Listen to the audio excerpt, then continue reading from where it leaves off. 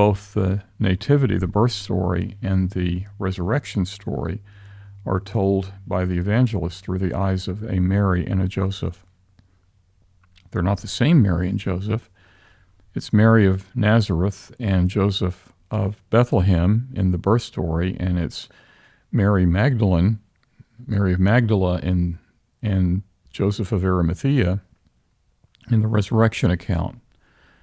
Well, that's a detail of the text that is utterly meaningless to moderns, and we read right past it, but it's very significant to the ancients who understood the principle the principle of rhetoric that is at play here is what the Latins called nomen est omen. The name is a prophecy. And so we see that too is an aspect of symmetry here, because the primary witnesses of the birth are Mary and Joseph, and the primary witnesses of the resurrection are Joseph and Mary. So that's one aspect that is pretty remarkable.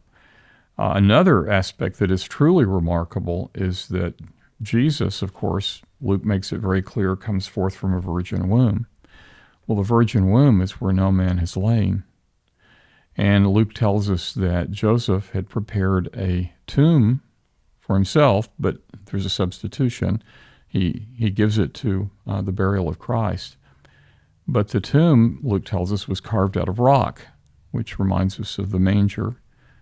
And we're told specifically by Luke that it was a tomb where no man had lain.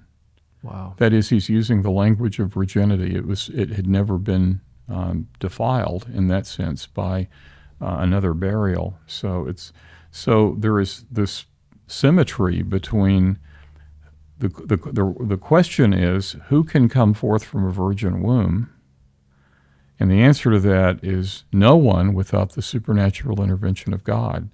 And who can come forth from a tomb? In this case, a virginal tomb. No one, except by the intervention of the sovereign God. And so Jesus in his birth comes forth from a virgin womb, and his resurrection, he comes forth from a virgin tomb.